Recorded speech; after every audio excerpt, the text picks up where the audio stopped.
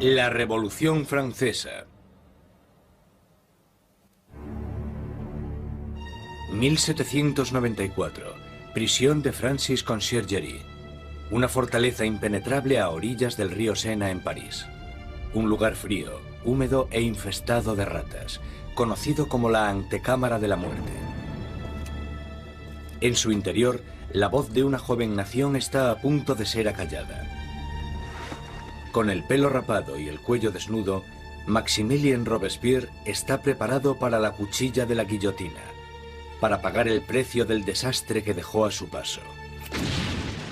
La explosión de acontecimientos que constituyeron la Revolución Francesa. La Revolución Francesa es un momento extraordinario en el que la gente empieza a creer que puede rehacer casi toda la sociedad. No solo pueden cambiar la política, las instituciones, sino que a través de la acción política pueden cambiar también la propia naturaleza humana. La Revolución Francesa realmente constituye una encrucijada para el mundo moderno, porque todo empieza a tomar una dirección diferente. Nacida en plena era de la Ilustración, la Revolución fue testigo de cómo la tierra feudal le daba la espalda a la tradición aristócrata y trazaba un nuevo camino para el futuro. Hará temblar los cimientos de Europa y su impacto afectará al mundo entero. La Revolución Francesa es el acontecimiento más importante de la historia occidental. Hay avances como la Revolución Industrial, el capitalismo, pero en lo que se refiere a acontecimientos no se me ocurre ninguno más importante. Fue la revolución que más alteró las cosas, si consideramos que se deshizo de la Iglesia Católica, de la cristiandad, de la nobleza, del rey, de todo aquello que es tan fundamental antes del nacimiento del mundo moderno. La Revolución Francesa dará de comer a los pobres. Traerá la democracia a Francia y establecerá un nuevo orden en la sociedad. Pero el progreso tendrá un precio. Fue un momento de una extraordinaria esperanza y ambición, y de repente se convirtió en la tragedia más espantosa. Ahora Robespierre está destrozado y derrotado. Pero hace solo 2 días se alzaba como el triunfador de la revolución más grande y sangrienta de toda Europa. Era tan fiel a sus ideales que le llamaban el incorruptible. Era tan poderoso que con la más mínima palabra podía sembrar el miedo en toda la ciudad. Robespierre era un excelente orador. Las palabras eran sus armas. Ahora, silenciadas por un disparo en la mandíbula, espera a que le llegue la misma muerte, rápida y brutal, que él impuso a muchos otros. La Revolución Francesa está a punto de probar su propia medicina.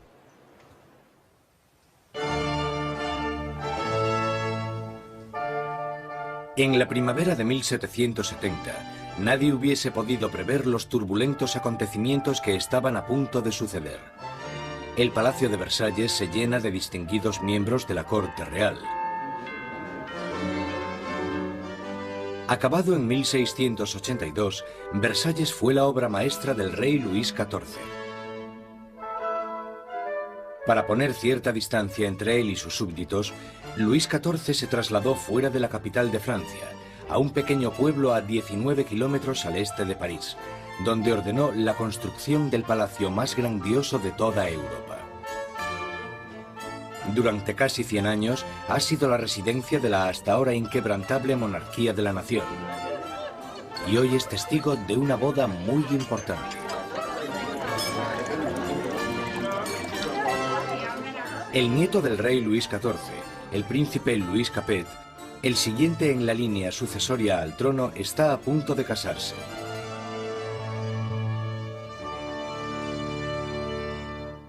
En su noche de bodas, con tan solo 15 años, Louis Capet es un chico tímido e indeciso, y posee pocas de las características propias de un futuro rey, y mucho menos de un marido. Luis era regordete, tímido, un quinceañero totalmente incompetente, con ningún tipo de distinción. La amante de Luis XVI, Madame Dubarry, le describía como un chico gordo y maleducado. Básicamente, era poca cosa. A Luis XVI le resultaba muy difícil tomar decisiones. Siempre la última persona con la que hablase podía hacerle cambiar de opinión. Estas no son las cualidades que tendría que tener un líder. El matrimonio de Luis es una unión política entre la familia real austríaca, los Habsburgos y su propia familia, los Borbones. La boda simboliza el fin de una antigua rivalidad y el principio del establecimiento de nuevos lazos regionales. La futura esposa llega a Francia, una inocente y guapa chiquilla de 14 años. María Antonieta. María Antonieta es archiduquesa de Austria. Es la hija pequeña de la emperatriz María Teresa. Llega a Francia como parte de un acuerdo matrimonial con el que se produce una alteración de las alianzas debido a que por primera vez en la historia Francia y Austria se convierten en aliados más que en enemigos. María Antonieta llega a Francia como un símbolo político. Pero como a toda adolescente, no le interesan los asuntos políticos. María Antonieta llega a Versalles siendo muy joven. No sabía mucho del país en el que estaba, no conocía sus costumbres y a la corte. Era una niña fuerte, muy vivaz, pero seguía siendo una niña. Cuando María Antonieta llega a Versalles, es solo una adolescente de 14 años, rubia con los ojos azules. Es guapa. Le gusta que la gente la considere atractiva y llega con la intención de conquistar a su marido y a su nueva familia.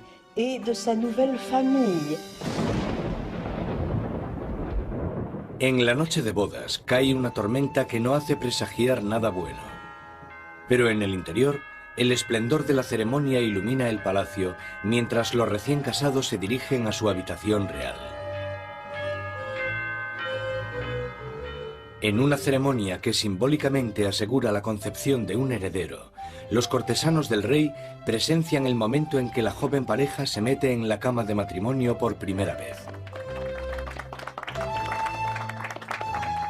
La gente está encantada y se crean grandes expectativas. Pero una vez cerradas las cortinas, se ve claramente que no será tan fácil engendrar un heredero. Luis no solo no estaba interesado en gobernar, Luis tampoco lo estaba en amar. Y las primeras noches no le hizo mucho caso a su mujer, ni por extensión a su matrimonio. Pasarán años antes de que se produzca la consumación del matrimonio. La ausencia de un heredero pronto hará que surjan rumores en todo el país que continuarán persiguiendo a la pareja en los años venideros. La gran fiesta de la boda continúa durante varios días en Versalles, pero más allá de las puertas de palacio no hay casi ningún motivo de celebración. Años de mala administración por parte de la monarquía han llevado a los franceses a pasar penurias y hambre. Casi una década antes, el rey Luis XV había perdido una guerra de 7 años, luchando contra Inglaterra por América del Norte. El desafortunado conflicto casi arruina a Francia, dejándola sin dinero y sin prestigio. Las arcas del Estado estaban casi vacías. Sin embargo, su población aumentaba día tras día. Con enfermedades como la peste totalmente erradicadas, pocos morían, pero muchos pasaban hambre.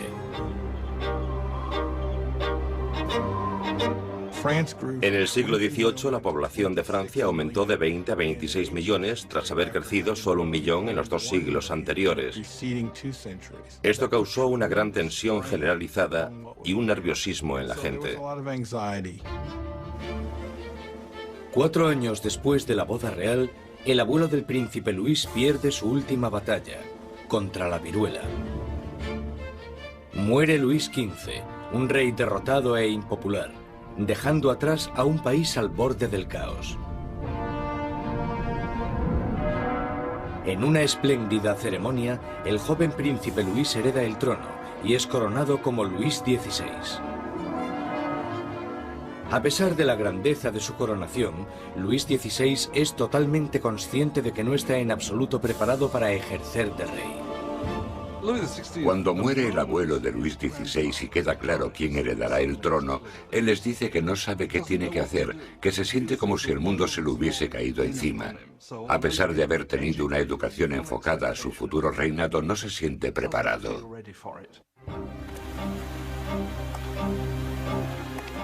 Con un reino en crisis, Luis XVI es el peor hombre para estar al mando.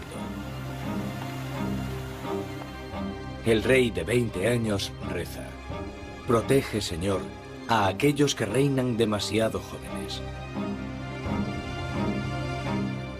Instalados en los aposentos reales de Versalles, Luis XVI y María Antonieta empiezan su nueva vida como jóvenes monarcas. Aunque solo a 19 kilómetros en París, está surgiendo una nueva era.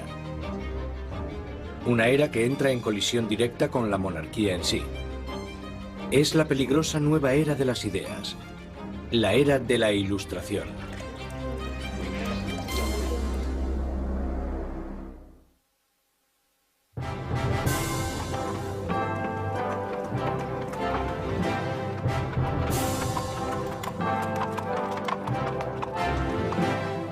Mientras el carruaje real se va acercando al prestigioso colegio Louis le Grand en París, la gente se aglomera para echar un vistazo a la realeza.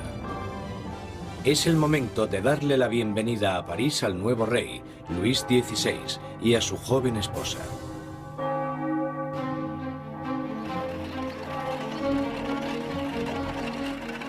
Y a la cabeza del comité de bienvenida está un prometedor estudiante de Derecho, el joven Maximilien Robespierre.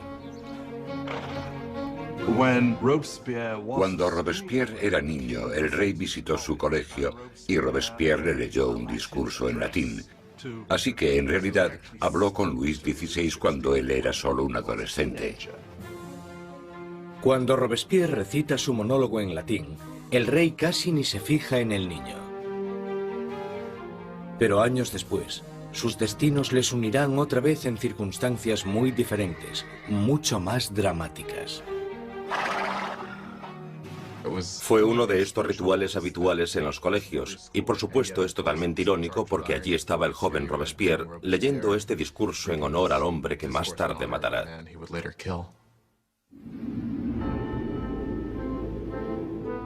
Por ahora, su acogida es cariñosa y sus halagos sinceros. La visita de los monarcas puede que ganase los corazones de la gente, pero sus mentes se están inclinando cada vez más hacia una dirección totalmente diferente. Desde la Edad Media, la sociedad europea se había dividido en tres clases distintas, establecidas en el nacimiento. Había una gran división entre la riqueza de la nobleza y el clero y la pobreza de los campesinos. Entonces, en pleno siglo XVIII, la razón y la ciencia empiezan a cuestionar esta tradición. Envuelto por una corriente de innovación y nueva literatura, París es ahora el centro filosófico del mundo. La ciudad es invadida por nuevas corrientes de conocimiento, se abren nuevas posibilidades. Es la era de la Ilustración. La Ilustración es un movimiento que lo que dice es que desconfíes de la autoridad, que desconfíes de todo lo que te hayan contado antes y que pienses por ti mismo, que lo compruebes tú mismo. En la Europa del antiguo régimen te decían lo que tenías que pensar. El clero y los gobernantes te daban la información. La idea de que una persona con algo de dinero pudiese acceder a través de la alfabetización al conocimiento humano de manera libre era revolucionaria. Surge una nueva élite por todo París. Los aristócratas se reúnen para hablar sobre los escritores de la Ilustración y la floreciente edad de la razón. Voltaire, Rousseau. Nuevas voces se alzan a favor de la libertad, del control del propio destino y, sobre todo, de la igualdad.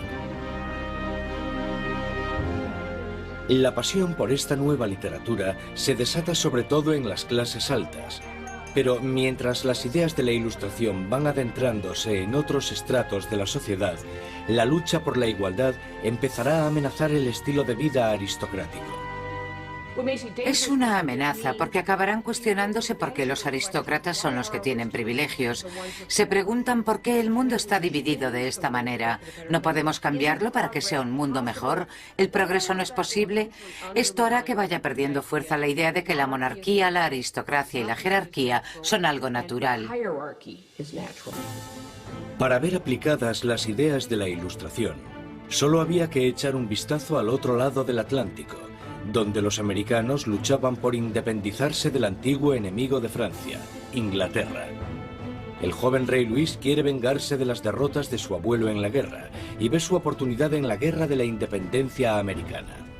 Luis confía a la causa un total de 2.000 millones de libras, lo suficiente para alimentar y dar cobijo a 7 millones de ciudadanos franceses durante un año. La inversión marcará el inicio de un colapso económico en Francia. América lleva a Francia a la bancarrota porque para luchar en esta guerra los franceses tienen que recaudar una enorme cantidad de dinero. Esto lleva a la monarquía francesa a endeudarse para poder luchar en la guerra de la independencia americana. Y es un elemento crucial en la situación financiera de la monarquía francesa. Mientras Luis XVI manda dinero y tropas al otro lado del Atlántico, María Antonieta se ocupa de generar sus propias deudas.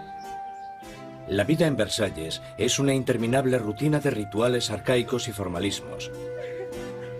Hay ceremonias para cuando el rey y la reina se levantan, para cuando se visten, para cuando comen, para cuando se van a la cama. Para entretenerse en medio de la monotonía de estos rituales, María Antonieta preside extravagantes desfiles de moda. María estaba obsesionada con una moda ridícula, sobre todo con esos recogidos tipo torre de varios centímetros de altura y que llevaban horas y horas de elaboración y en los que metían todo tipo de ornamentos y frutas. A muchos les parecían una obscenidad. Acabaron representando todos los problemas de ella, de Versalles y a esa cultura. Aparte de esta moda extravagante, María Antonieta se entretiene con los cotilleos de la corte, haciendo apuestas y representando obras de teatro. Cuando empieza a acumular deudas, le ponen el nombre de Madame Déficit. A María le ponen el nombre de Madame Déficit, ya que el país está sumido en un caos económico, y ella sigue gastando en vestidos, joyas y zapatos como si nada. Ella era la Imelda Marcos de su época. De todas las deudas que tiene la reina, la más grande es la que tiene con su país. Un heredero a la corona.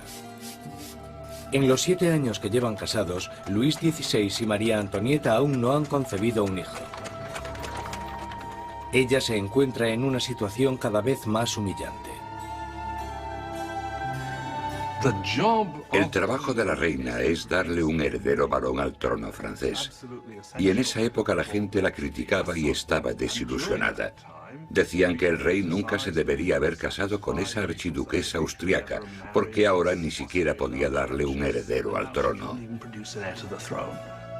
María Antonieta se encuentra en una situación desesperada. El apetito de Luis por la comida es incuestionable, pero el sexual está claro que no entra dentro del menú.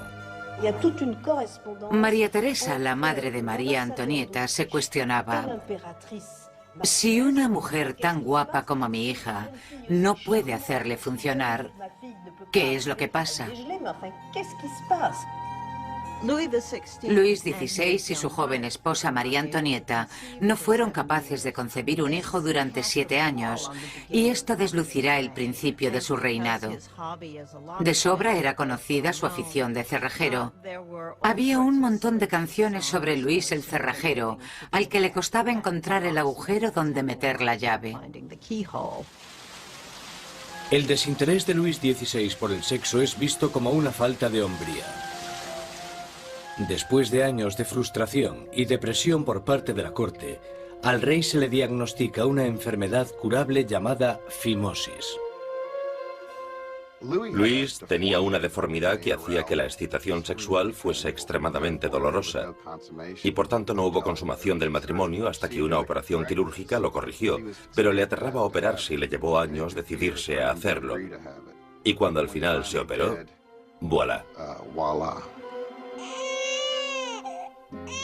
Después de una simple operación, la pareja pudo tener su primer bebé, María Teresa. Pero no es fácil reparar el daño que se le ha hecho a la imagen de María Antonieta durante años. Desde principios de 1780, las calumnias habían circulado por todo el país. Sátiras pornográficas del rey y de la reina, folletos obscenos que se reían de la impotencia de Luis XVI y retrataban a la reina como una ramera promiscua en una corte pervertida y decadente. Cuando la situación en el campo empeora, la opinión de la gente sobre la monarquía empieza a cambiar. Se producen muchas malas cosechas y la inflación aumenta el precio de la harina, llevando a la escasez de la parte esencial de la dieta francesa, el pan. Pero naturalmente estas privaciones acaban a las puertas de Versalles. Mientras los monarcas continúan viviendo en la extravagancia, las quejas se traspasan al papel. A la corte real se le acusa directamente. ¿Sabe por qué hay tanta gente necesitada? ¿Es acaso que su lujoso estilo de vida devora en un día lo que 1 millar de hombres necesitaría para subsistir? ¿Quién es el hombre que está detrás de estas acusaciones? El mismo joven que solo unos años antes felicitó al rey y a la reina por su coronación, Maximilien Robespierre. La gente pronto tendrá un portavoz que pedirá la libertad y la igualdad por la revolución.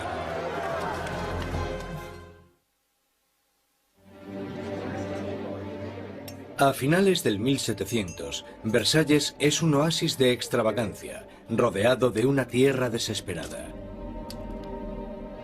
Y con un rey inseguro al mando, Francia está trazándose su camino al desastre. Después de 19 años de matrimonio, Luis tenía 4 hijos. Aún así, como rey sigue siendo impotente. En un intento por demostrar su liderazgo, Luis se mete a hacer reformas financieras.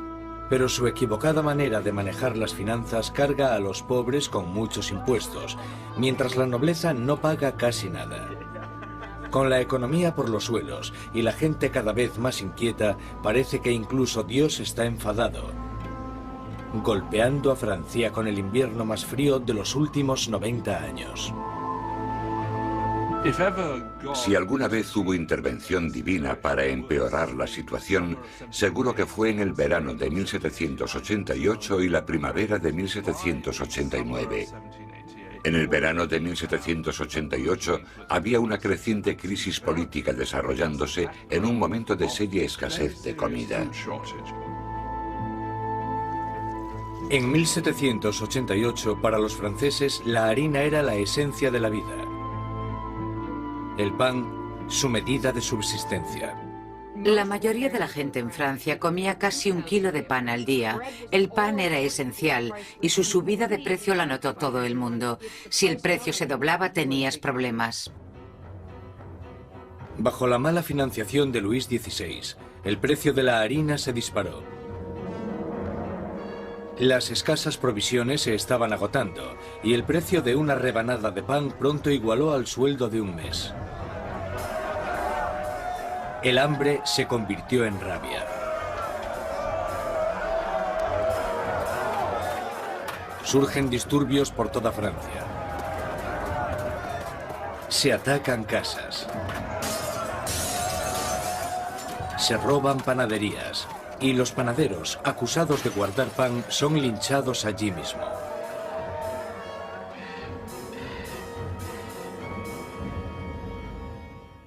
Con la economía destrozada, los bancos fuerzan a Luis XVI a contratar a un ministro de Economía, Jacques Necker. Necker, un pensador progresista, es popular entre la gente de una manera que Luis XVI solo puede envidiar. Durante la primavera del 89, Jacques Necker fue, sin lugar a dudas, el ministro más popular, porque saltó a la luz pública por sus escritos sobre el deber del gobierno de asegurarse de que haya pan y grano suficiente para todos. Con la nación en crisis fiscal, Necker insta a Luis XVI a convocar una reunión con el tradicional cuerpo representativo del reino, los Estados Generales. Es la primera vez en 175 años que se reúne a estos representantes. Políticamente, Francia estaba organizada en los llamados tres estados. El primero era el del clero, el segundo el de la nobleza y el tercero el de todos los demás. Y según los cálculos contemporáneos, los primeros dos estados los formaban el 3% de la población y el tercer estado el 97%. Mucha gente pensaba que era muy injusto que este tercer estado, que era la mayoría de la población, tuviese solo un tercio de los diputados. Consideraban injusto que el Parlamento tuviese 3 cámaras y que las 2 cámaras, la de la nobleza y la del clero, pudieran siempre anular la votación de la plebe. 4 de mayo de 1789. Un destacado joven abogado y político llega a Versalles. Maximilien Robespierre viene a presentarse ante los Estados Generales como diputado, para ser la voz que pida justicia para la gente que él representa, el tercer estado. Robespierre era un huérfano provinciano que había destacado académicamente con la obtención de una prestigiosa beca, convirtiéndose en un orador elocuente. Un mojigato en apariencia, pero con las ideas muy claras. Cuando volvió a su casa, al pequeño pueblo de Arras, las ideas de la Ilustración que había absorbido en los salones de París tuvieron a un poderoso defensor porque se convirtió en el abogado de los oprimidos de su pueblo natal. Cuando volvió a Arras y empezó a ejercer de abogado, leyó mucho sobre la Ilustración, y cuando Robespierre ejerció de abogado en Arras, intentó utilizar esas ideas en los casos que él estaba defendiendo.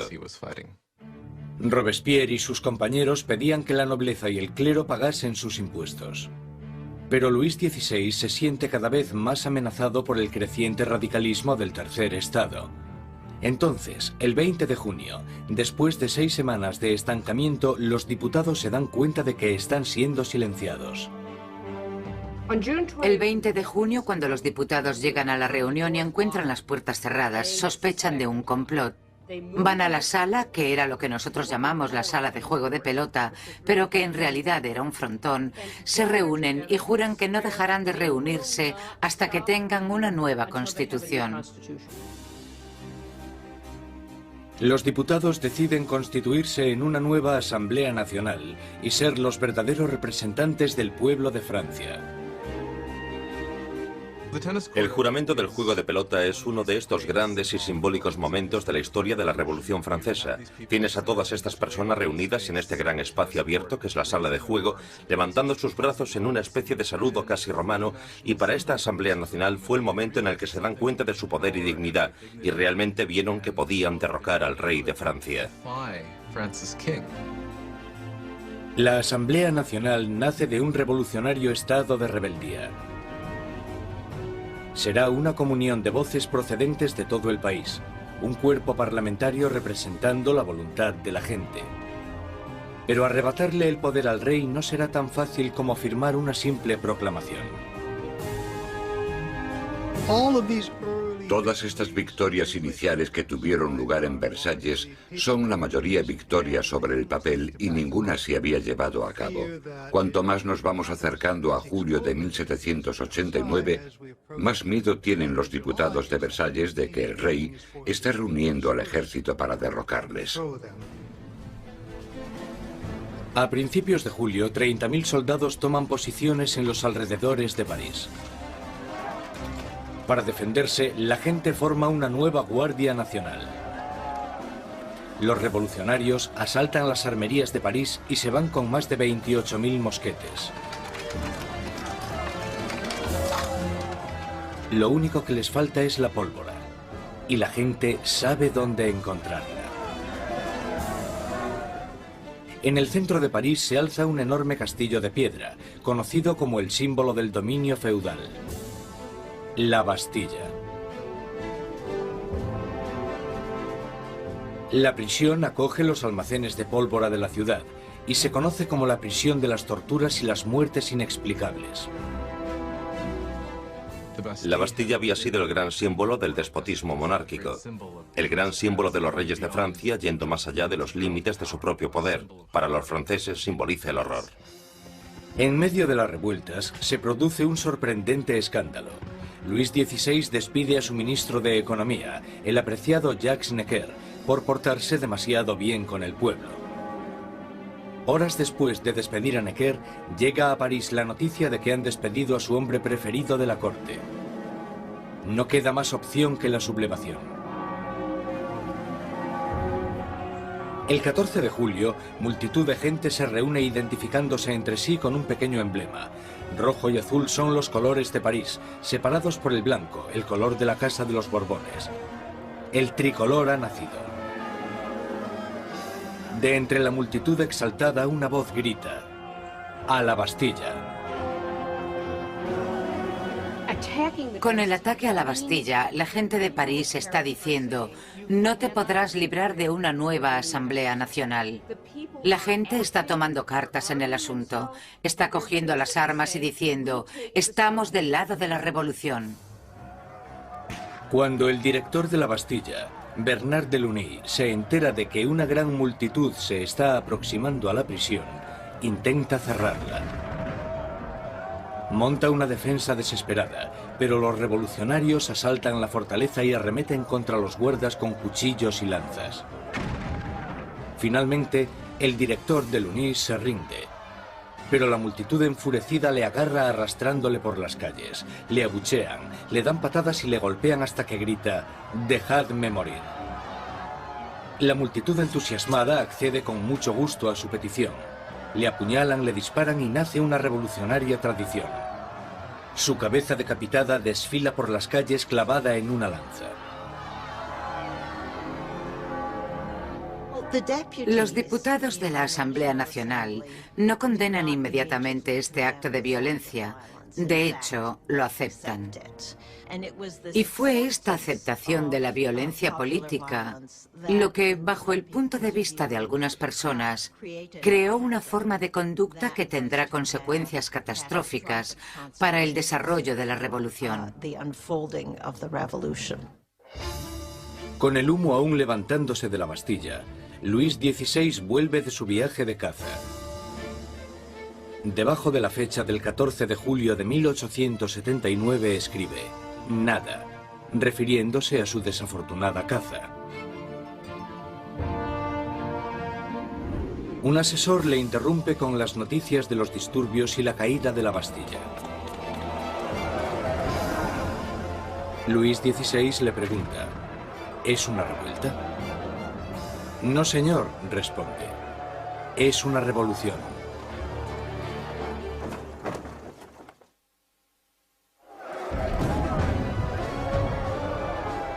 La victoria en la Bastilla desata el irrefrenable torrente de la revolución. La gente ha desafiado a su rey y ha ganado. No hay vuelta atrás. Como símbolo de la derrota del feudalismo, la gente, hombres, mujeres y niños, atacan y destruyen la Bastilla con sus propias manos, ladrillo feudal a ladrillo feudal. Están empezando a desmantelar el pasado. Los franceses querían destrozar la Bastilla lo más rápido posible, pero no tenían la posibilidad de usar explosivos poderosos. Así que esto se hizo muy despacio, pero con un ímpetu tremendo. Se repartieron los ladrillos y se vendieron como símbolos de la demolición del despotismo. La energía en las calles da un nuevo ímpetu a la Asamblea Nacional. En pocos días se escribe una nueva constitución llamada la Declaración de los Derechos del Hombre y del Ciudadano. En este atrevido documento, las arcaicas distinciones de clases son abolidas y todos los hombres son considerados totalmente iguales. La Declaración de los Derechos del Hombre y del Ciudadano era una declaración promulgada por la Asamblea Nacional en la que se decía que la soberanía pertenecía al pueblo, a la nación. No se hace mención alguna al rey en todo este documento. Por tanto, con la presentación del mismo, la propia Asamblea estaba haciéndose con el poder. Con la nueva Asamblea Nacional como portavoz, los ciudadanos de Francia se dispusieron a cambiar toda la estructura de su sociedad. Exigían una monarquía constitucional, unos derechos iguales para todos los hombres y unas leyes razonables en las que basar la justicia. Para que se oyeran más las voces de la revolución, Robespierre exigió la libertad de prensa, que había sido censurada en el antiguo régimen.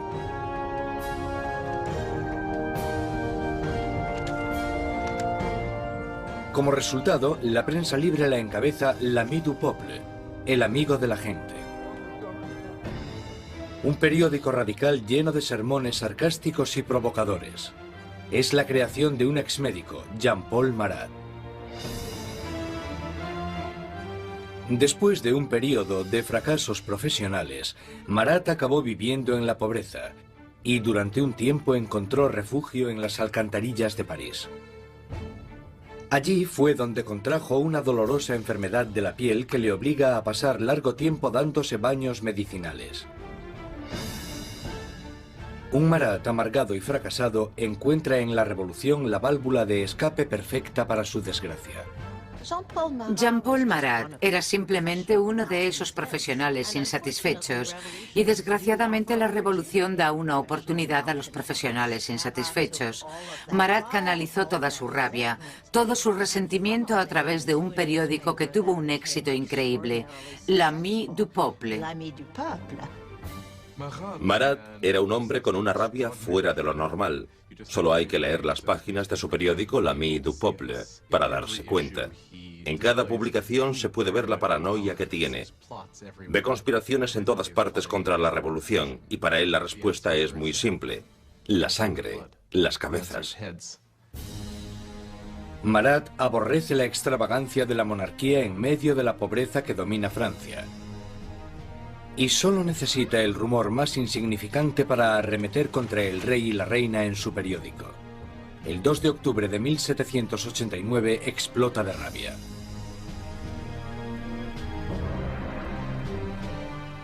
A París llega la noticia de que el rey ha celebrado una fiesta en Versalles y que en ella los decadentes monarcas habían tirado al suelo la bandera tricolor, el símbolo de la revolución, y la habían pisoteado. Marat está furioso. Escribe sobre esta difamación en su periódico, justo cuando surge una nueva amenaza.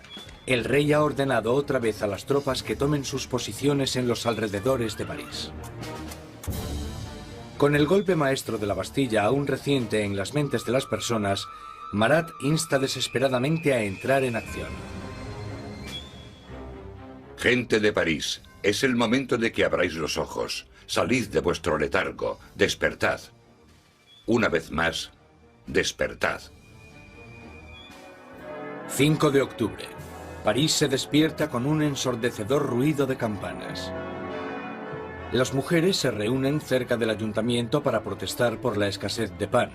Y, según la gente se va enterando de la ofensiva fiesta del rey, el miedo al acercamiento de las tropas reales se mezcla con la rabia. Pronto, miles de mujeres se dirigirán a Versalles, con lanzas y pistolas en sus manos. Las mujeres van a exponer sus quejas al rey. El núcleo de esta multitud estaba compuesto por las famosas poissardes, las temidas pescaderas de los mercados centrales, famosas por su complexión fuerte y su valentía. Iban equipadas con cuchillos enormes de escamar pescado y estaban muy fuertes para transportar cajas. Yo no me atrevería a meterme con ellas. Son mujeres de los barrios pobres que se ven afectadas por el aumento del precio del pan y la escasez de productos. De repente se dan cuenta de que tienen que hacer algo.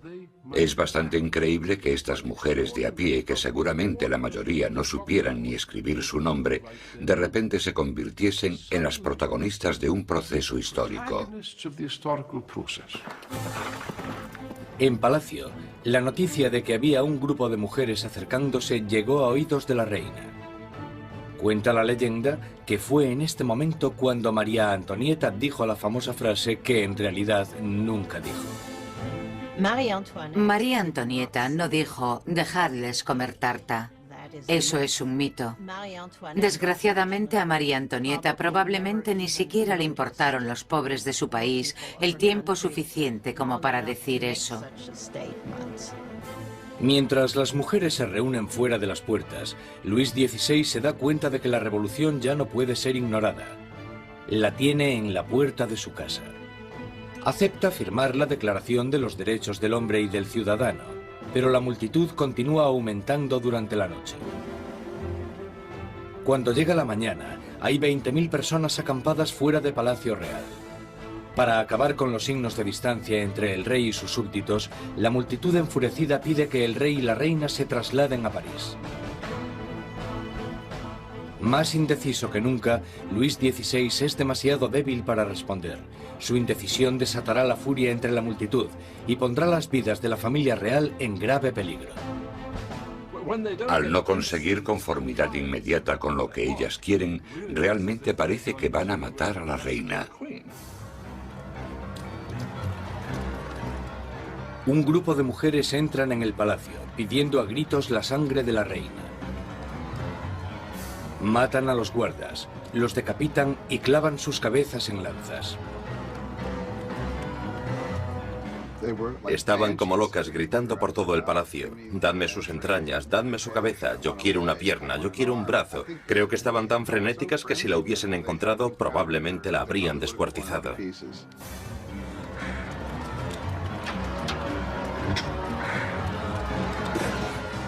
Temiendo por su vida, María escapa a los aposentos de Luis XVI solo unos minutos antes de que las mujeres entren en la habitación y hagan trizas su cama.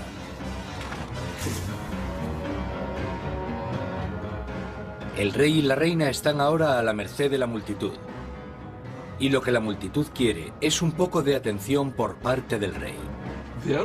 La única forma de que las mujeres se calmen es que la familia real acepte ir a París, porque creen que una vez que estén allí, entonces pueden obligarles a hacer lo que la gente de París quiera. 60.000 personas inician la marcha, llevándose de Versalles carros y carretas de harina de la despensa real.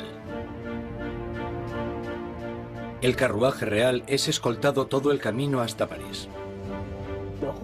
El rey y la reina son obligados a ir a París con las cabezas de los guardas que habían sido masacrados en el castillo.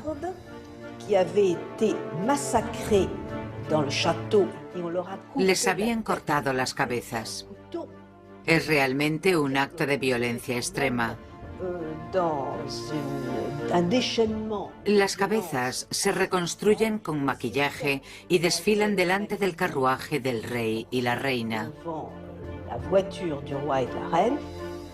El rey y la reina hacen del Palacio de las Tullerías su nuevo hogar.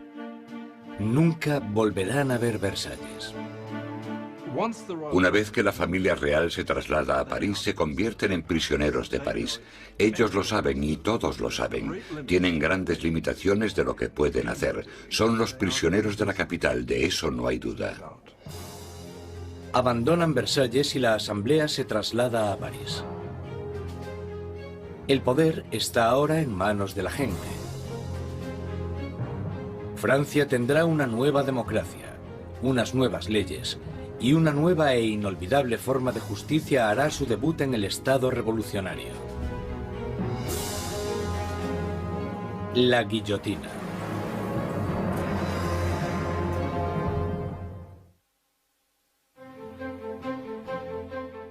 Mayo de 1791.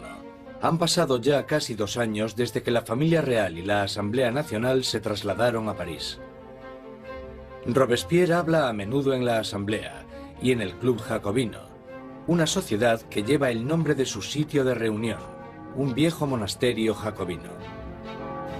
Ahora, las palabras son el núcleo de la revolución, y Robespierre sigue con su moral inquebrantable.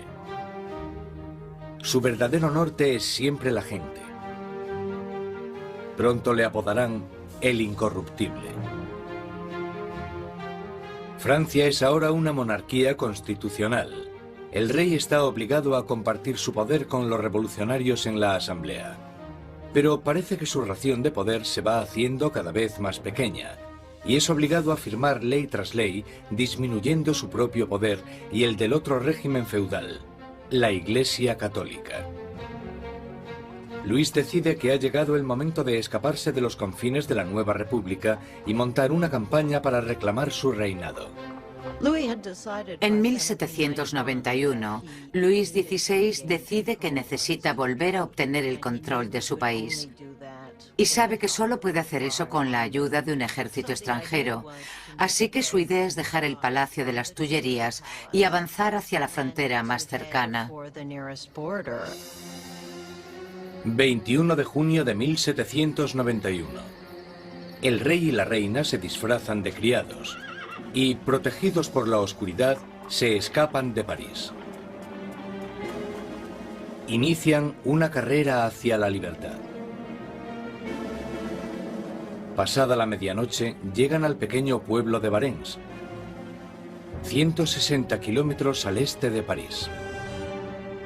Están cerca de la frontera con Austria. La salvación solo a unos pocos kilómetros de distancia, pero su intento de fuga no irá más allá.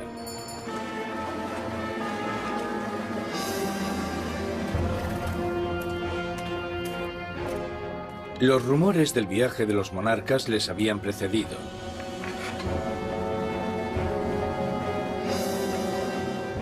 Un oficial del pueblo para el carruaje y les pide los pasaportes.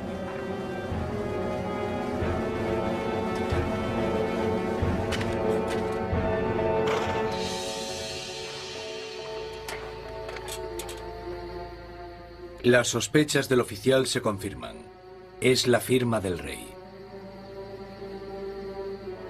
El hombre está impresionado, pero los guardias revolucionarios de cerca de allí no se sienten nada intimidados por esto.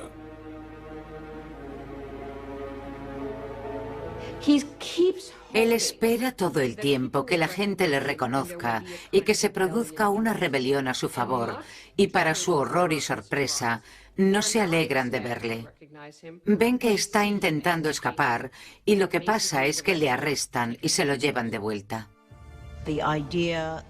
La idea de que el monarca había intentado abandonar a su pueblo era psicológicamente catastrófica.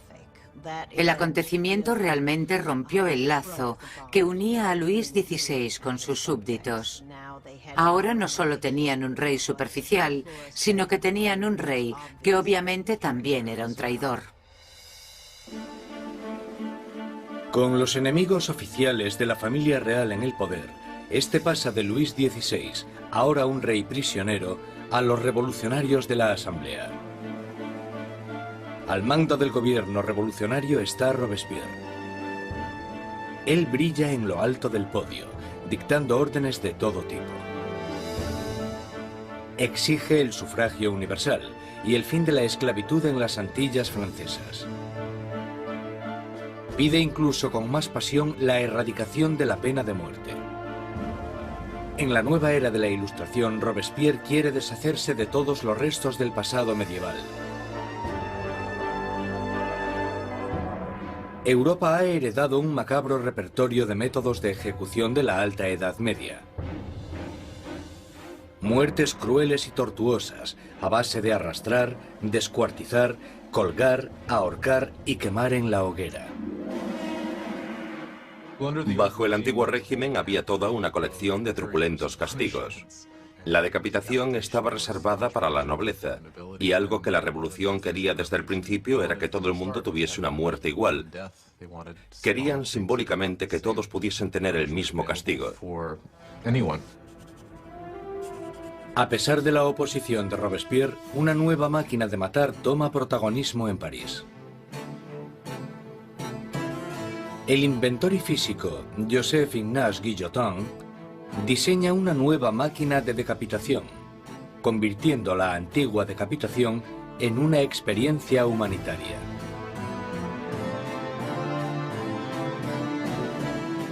El doctor Guillotin describe su nuevo aparato a la Asamblea. El mecanismo cae como un rayo. La cabeza sale volando. La sangre se desparrama. El hombre está muerto. El mayor defensor del derramamiento de sangre, el periodista Marat, publica un artículo entusiasta en su periódico anunciando el nuevo nombre del aparato: guillotina. Pronto se conocerá con otro nombre: la Cuchilla Nacional. Los revolucionarios franceses creían en los valores humanos. Creían que no se debía causar un sufrimiento innecesario. Y lo que les gusta de la guillotina es que es rápida y eficiente. Y parece ser que, a pesar de que nadie haya regresado para contarlo, es indolora. La guillotina silenciará a los enemigos internos de la revolución, a cualquiera que sea sospechoso de planear el regreso del rey al trono. Pero son los enemigos de alrededor de Francia los que más preocupan a la Asamblea. Hay un miedo creciente de que los miembros de la familia real que huyeron a Austria inicien una contrarrevolución armada. La Asamblea exige un ataque preventivo, una declaración de guerra a Austria. Robespierre está en contra. Robespierre es una de las pocas personas que se opone a la guerra, porque piensa que los enemigos ganarán. Robespierre teme que el país no esté preparado porque no tiene un ejército capaz de derrotar al enemigo, y por tanto el enemigo llegará y destruirá la revolución. Robespierre no consigue convencerlos. En abril de 1792, la Asamblea declara la guerra a Austria, el país gobernado por la propia familia de María Antonieta. Surge un sentimiento nacionalista. Si Austria derrota al ejército revolucionario, Luis XVI sin duda reclamará su trono. Y se sospecha que María Antonieta está ayudando al enemigo mediante el envío de cartas a sus familiares en Austria, en las que se les pasa los movimientos de las tropas francesas para que obtengan ventaja. Todo esto mientras el rey y la reina simulan su apoyo a la revolución. Luis XVI y María Antonieta están jugando a dos bandos. Muchas veces simulan estar a favor de la revolución, pero a la vez conspiran contra ella. Están intentando sobrevivir. Se podría entender como que son supervivientes, pero bajo el punto de vista revolucionario, son unos mentirosos.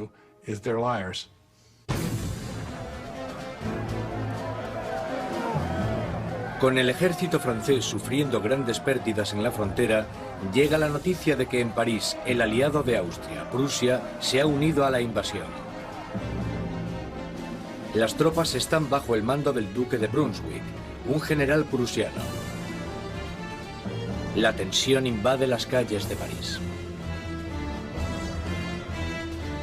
Y entonces los periódicos publican una carta del duque de Brunswick, un manifiesto en el que se amenaza con destruir París si se le hace daño a sus majestades el rey y la reina. Una amenaza equivocada que fracasa totalmente. 10 de agosto de 1792. 27.000 ciudadanos armados, empujados por la rabia y la indignación, se dirigen al Palacio de las Tullerías e inician un ataque salvaje contra los guardias reales. Al final mueren más de 800 hombres de ambos bandos. El rey huye y busca protección en la Asamblea, pero ya no existe la monarquía. A Luis le han quitado oficialmente su título. Ha nacido la República Francesa. La cuchilla de la guillotina es bautizada con la sangre de los restantes guardias de Luis XVI.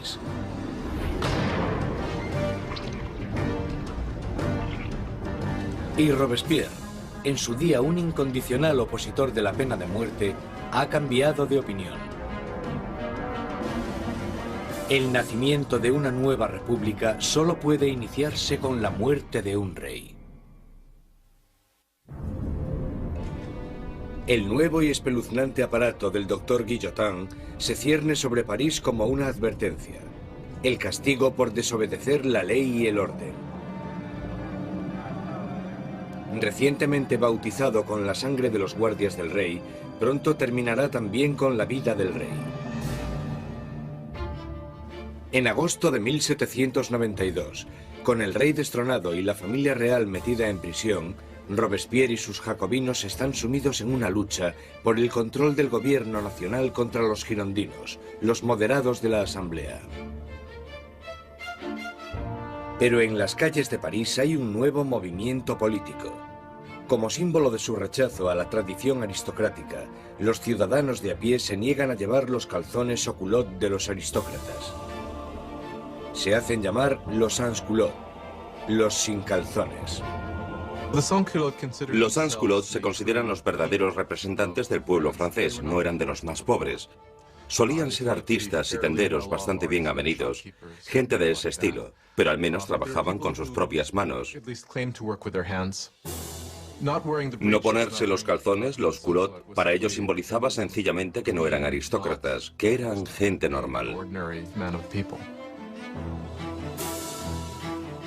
Los sans-culottes toman el control del gobierno de la ciudad de París, mientras que los jacobinos y los girondinos incitan al país a no apoyar a la Asamblea Nacional, ahora llamada la Convención. La Convención está luchando por el control del ejército francés, que está rápidamente perdiendo territorios contra Austria y Prusia. Mientras en la frontera se sigue luchando contra los enemigos, el gobierno revolucionario toma medidas enérgicas contra los enemigos de la ciudad, los traidores monárquicos que podrían poner a París en manos de los invasores. Más de 100 personas son arrestadas y metidas en prisión, curas, periodistas y hombres y mujeres de a pie. Robespierre se centra en la crisis interna, pero su amigo, el ministro de Justicia, Georges Danton, incita a todos los hombres, jóvenes y adultos a que se unan al campo de batalla. Es sociable y llamativo, todo lo que Robespierre no es. Pronto, el nombre de Danton se empieza a oír por todo París. Danton es un personaje lleno de vida, grandilocuente, un bebedor empedernido, libertino, que a pesar de pertenecer a la clase alta, al contrario que Robespierre, es capaz de identificarse totalmente con los trabajadores, de una manera que Robespierre simplemente no puede. Según se va acercando el enemigo, la convincente retórica de Danton moviliza a la gente, haciendo que muchos se decidan a acudir al frente. Hay un momento muy famoso en el que los ejércitos austríaco y prusiano les están invadiendo, y él se pone delante de la gente y grita eso de: para vencer nos hace falta audacia, más audacia y siempre audacia. Realmente es una persona capaz de dirigir a un país en la lucha contra el invasor. Es un momento extraordinario. Al irse tantos hombres al frente a luchar, París se queda indefenso, con las cárceles llenas de prisioneros políticos. Un miedo inquietante inunda la ciudad. La creciente multitud de prisioneros quizás sea difícil de contener. Marat lanza a los ciudadanos revolucionarios una propuesta sangrienta: bajar a las prisiones y matar a todos los que estén dentro. Los ejércitos extranjeros estaban acercándose a París. Si llegan a entrar en contacto en París con los enemigos de la revolución en las prisiones, entonces esto hubiera dado lugar a algo terrible desde el punto de vista de la gente.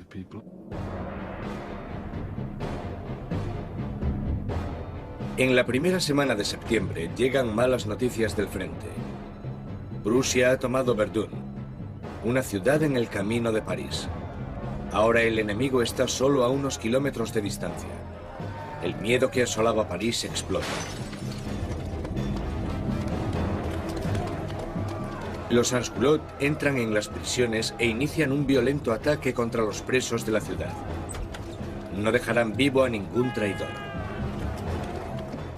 Los sans-culottes entraron en las prisiones, sobre todo aquellas donde estaban encerrados los curas refractarios, donde estaban los nobles y donde estaban los presos políticos, y empezaron a llevar a cabo sus propios juicios improvisados, que eran muy cortos, y la mayoría de las veces acababan en muerte.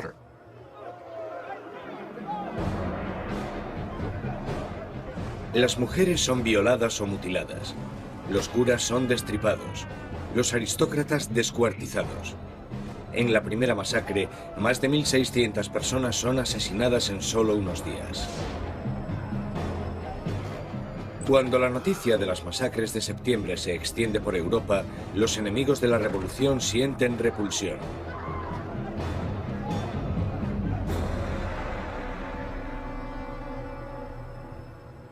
Al otro lado del Canal de la Mancha, el London Times publica su repugna. ¿Son estos los derechos de los hombres? ¿Es esta la libertad de la naturaleza humana? Los tiranos más salvajes que vagan a cuatro patas por los territorios inexplorados de África son incluso superiores a estos animales parisinos de dos patas. La revolución ha tomado un rumbo intolerable. Incluso Robespierre se da cuenta de que las cosas han ido demasiado lejos, que la gente no puede dirigir sola la revolución. Necesitan a alguien que les guíe. Una mano de hierro. Gracias al poder de sus palabras, el incorruptible salta a la palestra como el hombre que puede guiar a la revolución. Robespierre, que anteriormente había apoyado la monarquía constitucional, ahora cree que ya no hay sitio para un rey. Se toma una decisión trascendental. Francia llevará a juicio a su propio monarca.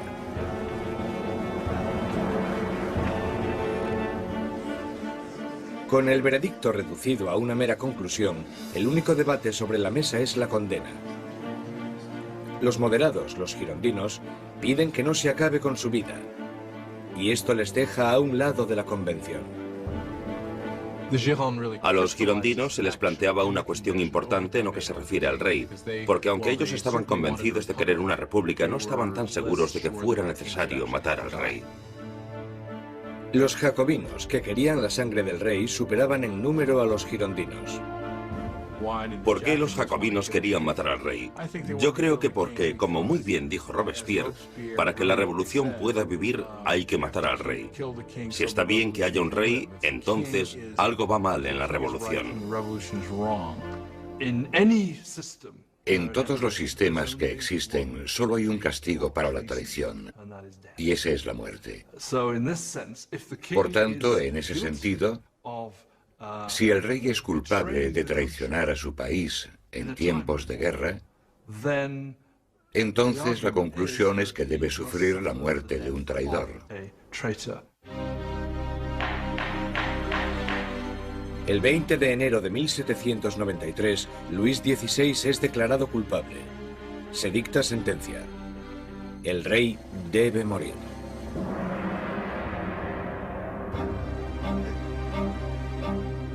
Esa noche se reúne durante un rato con su familia. Él está calmado y entre los llantos de sus familiares les promete que volverá a la mañana siguiente para despedirse definitivamente. Pero no lo hace. No puede soportar la angustia de su familia y debe guardar fuerzas para afrontar la guillotina.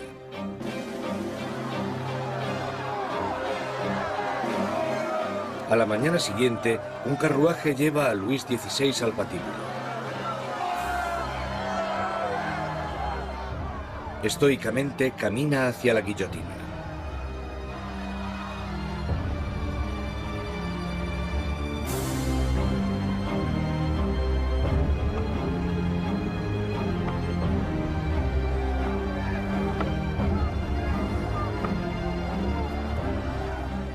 Intenta dar un discurso. Confío en que mi muerte sirva para hacer feliz a mi pueblo. Pero siento pena por Francia y temo que pueda sufrir la ira del Señor. Pero los guardias silencian sus palabras con el ruido de los tambores.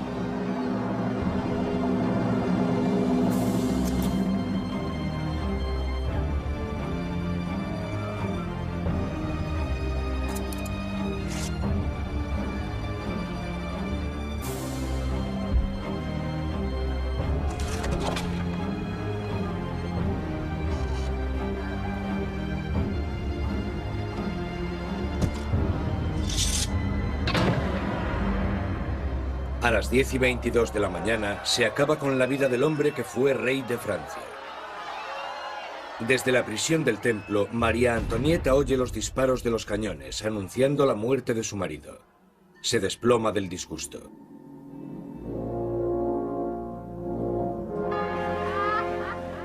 La sangre del rey es derramada.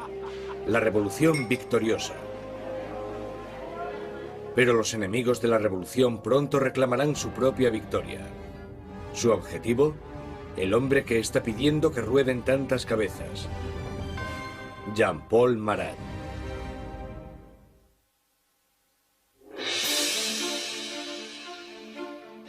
La ejecución del rey Luis XVI marca la victoria definitiva para los revolucionarios.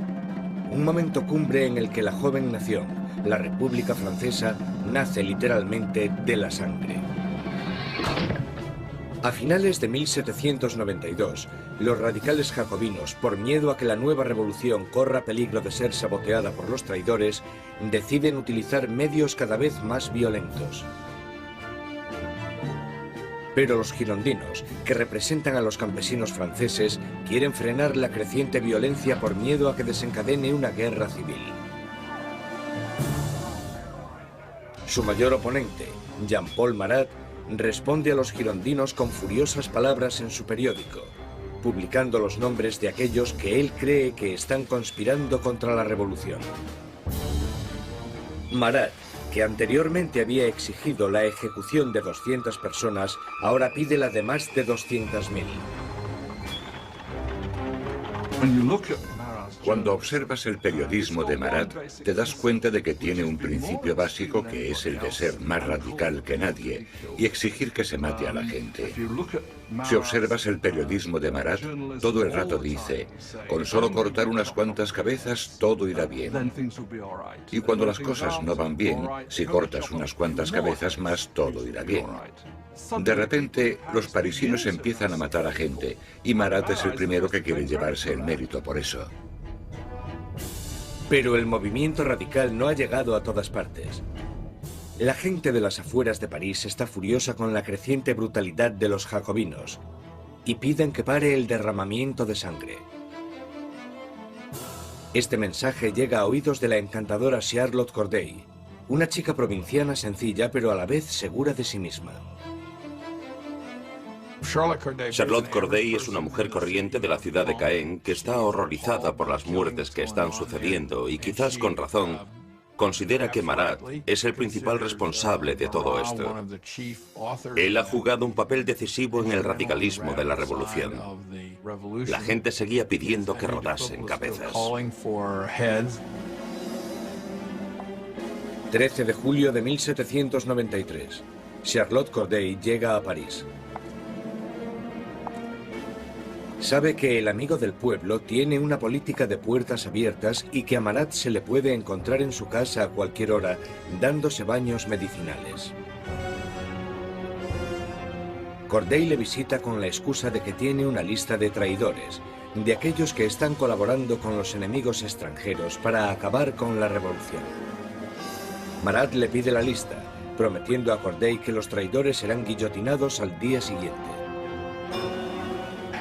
Y cuando se la da, coge una daga, un pequeño puñal, y se lo clava en el pecho.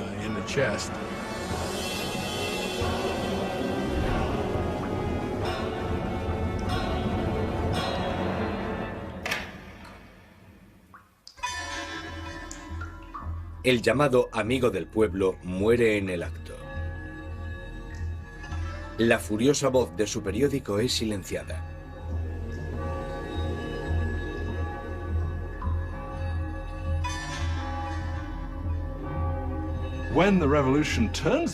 Cuando la revolución se convierte en un baño de sangre, es muy fácil echarle la culpa a él y por supuesto eso fue lo que hicieron los que le odiaban o le temían. Y esa es una de las razones por las que Charlotte Corday lo asesina en 1793, porque cree que él es el responsable de muchas de las sangrientas atrocidades que han ocurrido. Corday no intenta escapar. En el juicio, declara que no está arrepentida.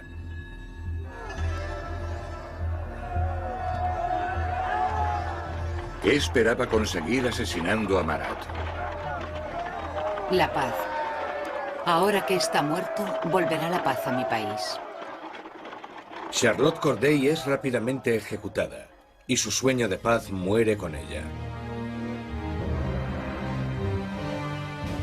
Ha matado a Marat el hombre, pero ha creado a Marat la leyenda, y su famosa muerte es retratada por un pintor revolucionario, Jacques-Louis David. Se convirtió en un mártir. Se convirtió en algo casi como una figura religiosa. Había gente que incluso le rezaba, decían corazón de Jesús, corazón de Marat. En su funeral llegaron a hacer cosas como coger el baño donde le habían matado y ponerlo en el altar casi como si fuera una especie de crucifijo. Si te fijas en el cuadro de David de la muerte de Marat, el cuerpo de Marat está colocado exactamente igual que el cuerpo de Jesús en las representaciones clásicas de la piedad, el descenso de la cruz. Así que, claramente, se está asociando a Marat con Cristo. Y Marat representa una nueva especie de Dios en la República Radical. Robespierre está celoso de la adoración por Marat, pero él, siempre tan pragmático, dirige su atención a los asuntos más urgentes. Porque aunque Marat haya muerto, sigue habiendo otros que quieren que se derrame sangre. Sangre real. La Conciergerie, la oscura antecámara de la muerte. 8 meses después de la ejecución de su marido y apenas unos días después de la ejecución de Charlotte Corday, encierran aquí a María Antonieta en una horrible celda totalmente sola. Una de las cosas más terribles que le suceden a María Antonieta es que después de la ejecución de Luis XVI, le quitan a sus hijos. Sus hijos eran lo más importante para ella y sabía que los revolucionarios someterían a su hijo a terribles torturas para que se olvidase de sus orígenes reales. Y parece que ella estaba en lo cierto. En tan solo un par de años, su hijo murió por causa del terrible abandono y las torturas a las que era sometido. María Antonieta, la que fuera una joven presumida, tiene ahora solo 38 años, pero la revolución la ha envejecido mucho más. María Antonieta era una mujer muy guapa, elegante, hasta que llegó la revolución. A partir de 1788 empezó a adelgazar. El pelo se le llenó de canas, dejó de ser coqueta y de ponerse guapa. Adelgazó muchísimo. El día del juicio estaba irreconocible. El 15 de octubre se celebra el juicio de María Antonieta y es acusada de traición y de dilapidar los fondos nacionales. Las pocas pruebas que se presentan son basadas en espantosos y vengativos rumores. Una acusación se añade a la lista. Es acusada de incesto con su hijo. Ante esta acusación, María Antonieta se alza para defenderse. Apelo a la conciencia y a los sentimientos de todas las madres presentes para saber si hay alguna de vosotras que no se estremezca ante la idea de semejante horror. Y en ese momento hubo un cambio de tercio porque todas las mujeres se sintieron culpables y se dieron cuenta de que habían llegado demasiado lejos con esas acusaciones. María Antonieta tiene esperanzas de que, en un momento de compasión pública, la deporten a Austria, pero sus esperanzas se echan por tierra cuando se entrega la sentencia. Correrá el mismo destino que su marido. María Antonieta estaba en cierto sentido condenada desde el principio. Era el símbolo de la alianza austríaca que había demostrado ser desastrosa para Francia. Ella era, junto con su marido, el hazmerreír de la gente debido al aparente fracaso sexual de su matrimonio. Y ella era un símbolo de la cultura monárquica en una época en la que la propia cultura monárquica era vista como algo totalmente corrupto y perjudicial para el país. Así que por todas estas razones, era odiada como ninguna otra reina había sido odiada jamás. Era vilipendiada e injuriada.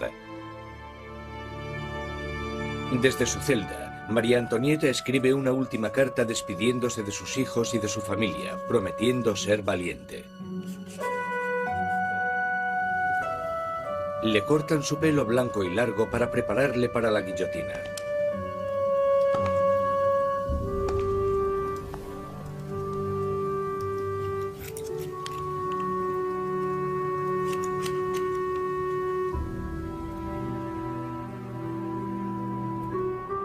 Le atan las manos con firmeza. Mientras es escoltada para salir de la prisión, tiene la esperanza de que llegue un carruaje. En vez de eso, es una carreta, la carreta donde van los criminales comunes. Ella esperaba que cuando la llevasen al patíbulo recibiría el mismo tratamiento que recibió el rey, lo que suponía subir en un carruaje cerrado para que la multitud no pudiese llegar hasta ella. Pero la pusieron en una carreta abierta y la gente le gritaba todo tipo de cosas, cosas horribles, terribles amenazas. Apenas la sombra de la soberana que fue, María Antonieta mantiene su dignidad de reina mientras desfila por las calles de París.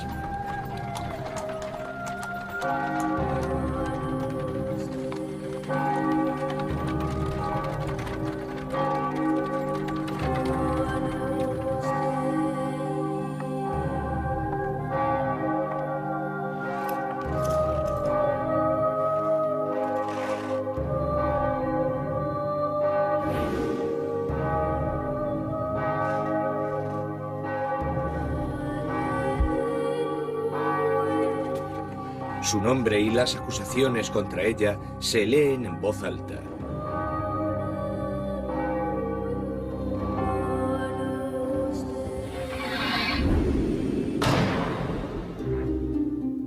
La última reina de Francia ha muerto.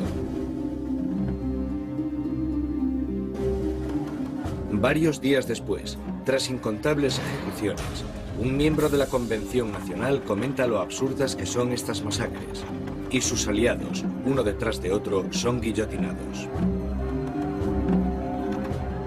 Él dijo, la revolución es como Saturno, devora a sus propios hijos. Danton le contesta, las revoluciones, amigo mío, no son un camino de rosas.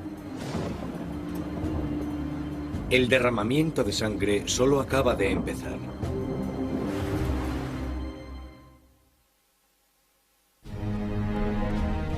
Septiembre de 1793.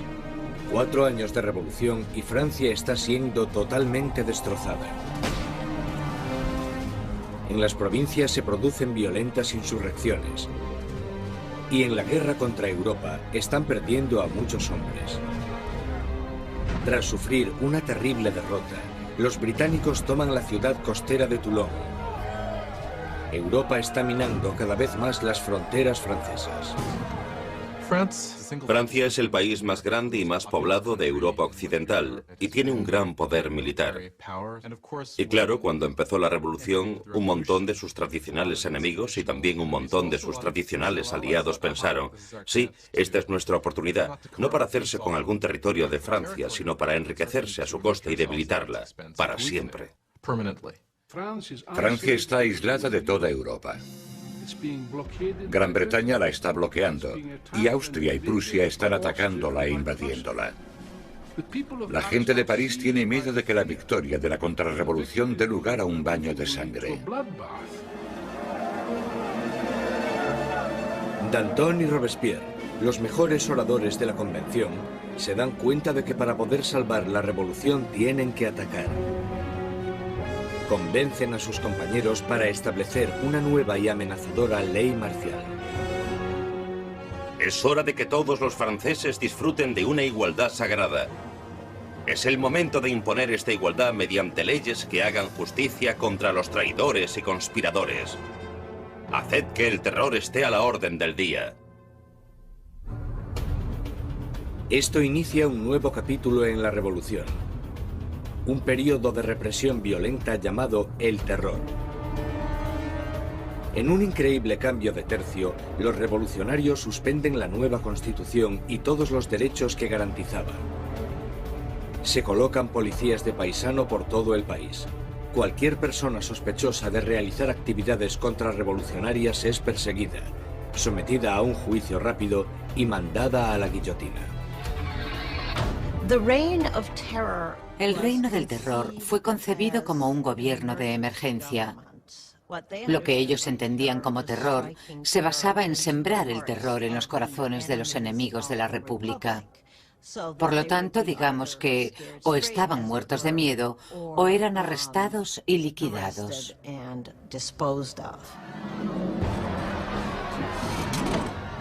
La más mínima sospecha podía mandar a cualquiera al patíbulo.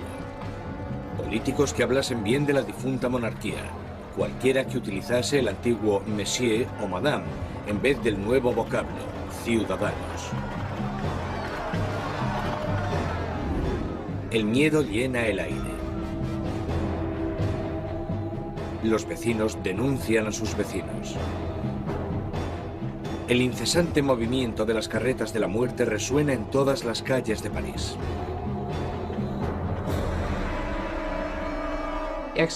La gente está totalmente pendiente de las ejecuciones. Saben que en París hay policías de paisano, bastantes policías de paisano por todas partes, de pie en la cola del pan, escuchando lo que las mujeres dicen y arrestándolas si no les gusta lo que oyen. Podían arrestarte por quejarte por lo caro que estaba el pan. Podían arrestarte incluso por no estar demasiado contenta con el curso que tomaban las cosas y con el éxito de la revolución, así que en realidad casi todo lo que comentaras podía traerte problemas. La Asamblea constituye un tribunal revolucionario, acelerando los juicios y las ejecuciones con una eficacia implacable. Para consolidar el poder, forman un consejo de 12 hombres y lo denominan el Comité de Seguridad Pública. A la larga, el poder tuvo que ser delegado en un grupo más pequeño, que se convirtió en el Comité de la Seguridad Pública. Al final eran 12 personas que gobernaban Francia como una dictadura colectiva. Por sus discursos magistrales y su visión revolucionaria, Robespierre enseguida se convierte en el portavoz del comité.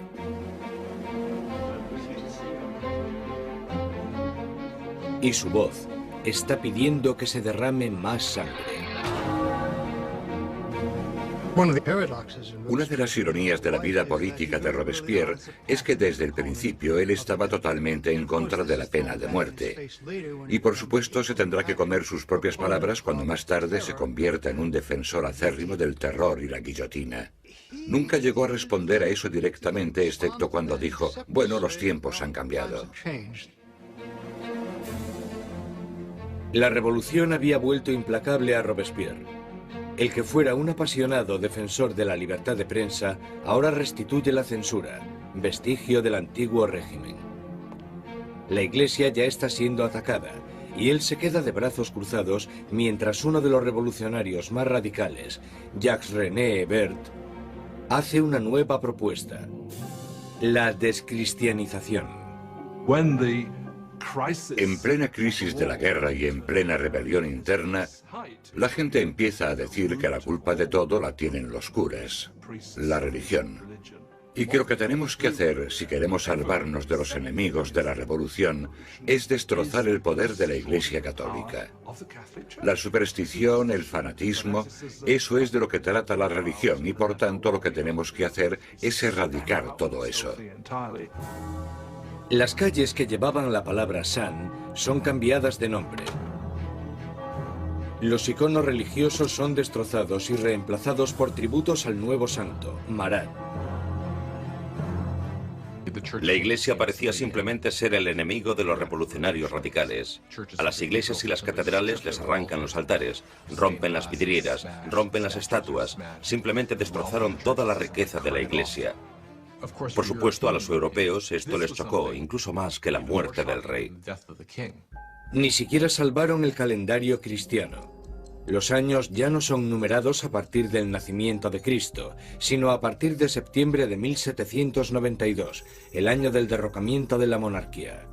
Ahora es el año 1. A los meses se les da un nuevo nombre según las estaciones. Julio se convierte en Termidor, abril en Floreal. Los meses duran 3 semanas, cada una de 10 días de duración. El calendario revolucionario seguramente fue diseñado como una especie de arma contra el cristianismo, contra la creencia cristiana. Por supuesto, al tener una semana de 10 días, la gente ya no sabría cuándo era domingo. Eso era lo que esperaban. El terror se extiende por toda Francia. Se condenan las insurrecciones con una sanguinaria e implacable crueldad. En la ciudad de Lyon, donde los contrarrevolucionarios están ganando terreno, el Comité de Seguridad Pública sienta un ejemplo brutal. Cientos de rebeldes son atados, llevados a campos y acribillados en masa.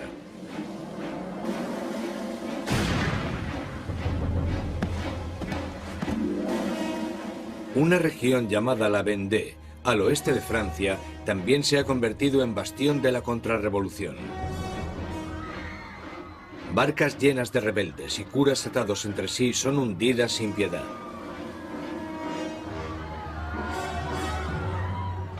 Más de 100.000 personas son asesinadas solo en la zona de la Vendée. En París, la hoja de la cuchilla cae a un ritmo aún más frenético.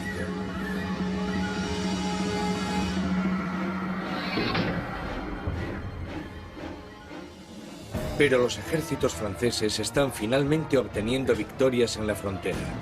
Bajo el mando de un magnífico joven comandante llamado Napoleón Bonaparte, el ejército francés obliga a la Marina británica a realizar una humillante retirada en Toulon. La revolución está en su punto álgido. Robespierre está en su momento de más poder. Ha acabado con los enemigos de la revolución y ha asegurado su éxito sembrando el terror.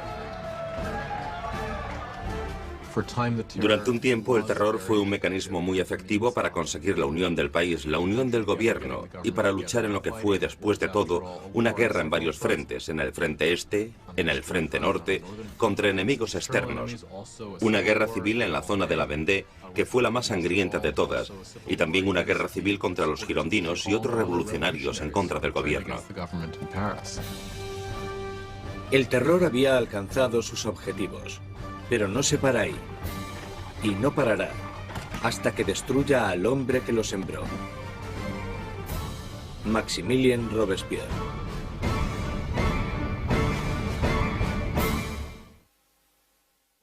Con la sangre del terror, Maximilien Robespierre ha rescatado a la revolución. Un enérgico ejército está defendiéndose contra los ataques en la frontera, pero las dificultades internas aún no se han sofocado. En la cima del éxito, Robespierre sueña con un reto aún más grande. Sembrar más terror para crear un nuevo tipo de sociedad. La República de la Virtud. Con virtud se refiere a la virtud cívica. Es un principio fundamental para Robespierre. Por ejemplo, no puedes ser un ciudadano virtuoso con simplemente obedecer la ley. Debes de estar activamente involucrado en el trabajo del Estado, y eso incluye acabar con los enemigos del Estado. El 5 de febrero de 1794, Robespierre da un discurso destacando su filosofía. El terror sin la virtud es desastroso, pero la virtud sin el terror no vale para nada. Asocia la virtud con el terror. El terror en ese momento se convierte, a su manera de ver, en un instrumento con el que crear virtud.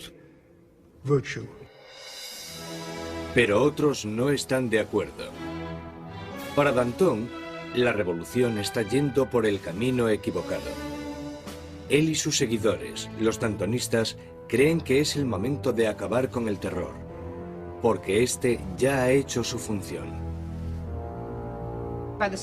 En la primavera de 1794 las cosas empiezan a mejorar. Ya no hay tantos problemas con la comida, la campaña de guerra está yendo mejor y Danton está diciendo básicamente que necesitan establecer una nueva base de gobierno, moverse hacia la normalización. Robespierre piensa que es demasiado pronto. Danton empieza organizando un grupo para debatir cómo acabar con el terror. Robespierre lo interpreta como una amenaza directa al gobierno. No lo ve como una simple diferencia de opinión sobre la dirección que debe tomar la política. Lo ve como una traición. Y en la República de la Virtud de Robespierre, solo hay una respuesta a la traición. Los dantonistas son perseguidos y enseguida sentenciados a muerte. Robespierre ha mandado a cientos al patíbulo. Pero estas ejecuciones le ponen nervioso. No acudirá a la decapitación de sus antiguos amigos y aliados. Mientras sube las escaleras de la guillotina, Danton grita: De lo único que me arrepiento es de irme antes que esa rata de Robespierre.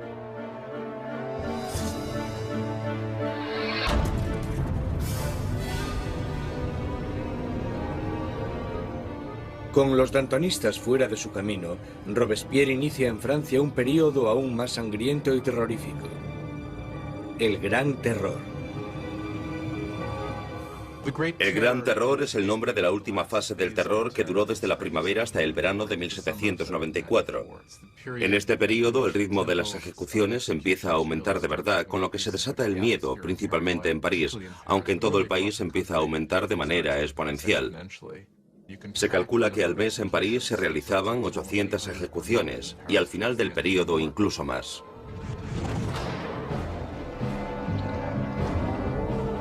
El verdugo de París está más ocupado que nunca. Pero el 6 de junio de 1794, las carretas de la muerte dejan de sonar. La guillotina permanece silenciosa.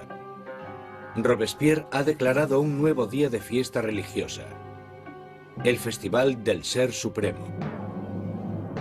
Quiere reemplazar al viejo dios católico por uno nuevo, la diosa de la razón.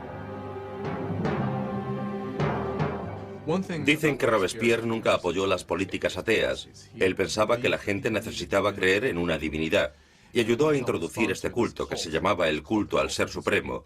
Y creo que fue en junio de 1794 cuando se colocó este increíble escenario, con coros de gente vestida de blanco cantando, y se construyó esta especie de montaña de papel maché en el centro de París. Y en el momento más importante de la ceremonia, el propio Robespierre salió de la cima de esta montaña vestido con una toga y caminando montaña abajo. Y creo que en ese momento un montón de gente pensó, vale, ¿quién se cree que es? ¿Acaso se cree que es Dios? ¿Acaso se cree que es el rey? Mientras el Gran Terror se descontrola, los aliados de Robespierre se dan cuenta de que ha perdido totalmente el contacto con la realidad. Hay algunos que piensan que Robespierre realmente había llegado a un punto tan extremo e irracional que ya no había vuelta atrás. Unos creen que su fanatismo le ha superado y otros que simplemente se ha vuelto loco. Una vez más, Robespierre centra sus sospechas en aquellos que están cerca de él. El 27 de junio, ahora el 9 de Thermidor, aparece en la convención y da un discurso lleno de amenazas. Será el último discurso que dará. Robespierre comete un error. Anuncia que tiene una nueva lista de enemigos de la República, pero no quiere darla. Todo el mundo teme estar en ella. Y cuando al día siguiente decide hacerla pública, le arrestan antes de hablar. Un improvisado coro de voces grita a Robespierre. Él les mira en silencio. Los diputados le acusan de rebeldía e inmediatamente le retiran de la convención. Robespierre y varios de sus aliados son llevados al ayuntamiento, donde permanecen vigilados durante la noche. Por la mañana temprano se oyen disparos y los guardias corren al segundo piso. Abren las puertas y se encuentran con una escena espeluznante. Uno de los aliados de Robespierre se ha tirado por una ventana. Otro se ha pegado un tiro en la cabeza. Y a Robespierre lo encuentran semi-inconsciente, con una herida de bala en la cara y la mandíbula destrozada por un supuesto intento de suicidio.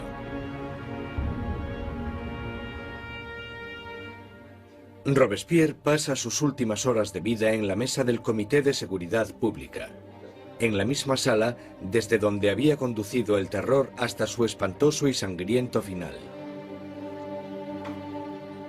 Mientras es ridiculizado e insultado por sus antiguos aliados, Robespierre es incapaz de responder. El gran maestro de la oratoria ha sido acallado.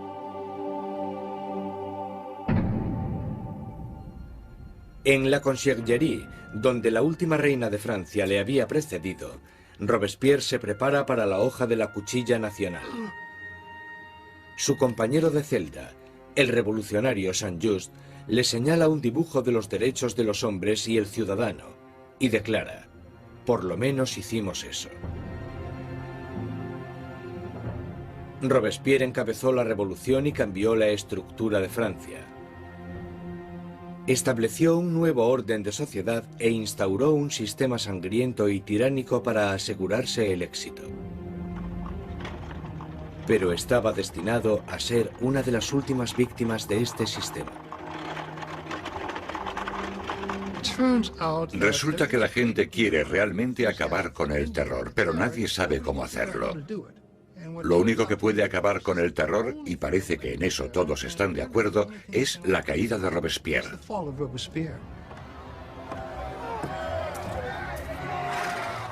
El 27 de julio de 1794, la guillotina acaba con el incorruptible. Y la última sangre del terror es derramada. El terror muere con Robespierre, pero la revolución no. Los derechos del hombre, la democracia, la nueva república. Los logros de la revolución sobrevivirán más que cualquiera de los propios revolucionarios. Francia entrará en un periodo de incertidumbre, paralizada por el miedo a otro terror, o incluso algo peor: la vuelta a la pasada monarquía opresiva. Pasarán 5 años de estancamiento, hasta que, una vez más, el poder se consolide en manos de un único hombre, Napoleón Bonaparte. Los historiadores no se ponen de acuerdo sobre cuándo terminó la revolución. Algunos creen que terminó con la subida al poder de Napoleón. Otros mantienen que la revolución continuó hasta el siglo XIX e incluso más allá.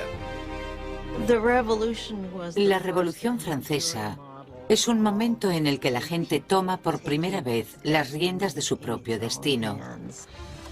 La idea de que los súbditos de la monarquía más antigua, más prestigiosa y más poderosa de Europa pudiesen reescribir su historia fue algo que tuvo una resonancia increíble. La revolución destruyó la antigua Europa feudal y cambió para siempre el curso de la civilización occidental. Con la Revolución Francesa surgen muchas preguntas. ¿Cuánta violencia está justificada para conseguir una sociedad mejor? ¿Tiene la gente derecho a acabar con lo que consideran un sistema injusto para reemplazarlo por lo que están convencidos en sus corazones de que es un sistema más justo? ¿Cuánta violencia está justificada para poder llevarlo a cabo? Aún hoy en día nos preguntamos todo esto. Cuando Robespierre y sus aliados estaban ocupados conduciendo a su país hacia el futuro, muchos de ellos se debieron haber preguntado cuál sería el resultado final. Más de 200 años después del nacimiento de la República Francesa, el fantasma de Robespierre está aún presente en las revoluciones. Desde Rusia hasta Vietnam, desde China a América Latina. Los experimentos franceses con la democracia han inspirado los modelos de todo el mundo. Sea donde sea que haya una tiranía, el grito pidiendo justicia perdurará para siempre. Libertad, igualdad, fraternidad. Por la revolución.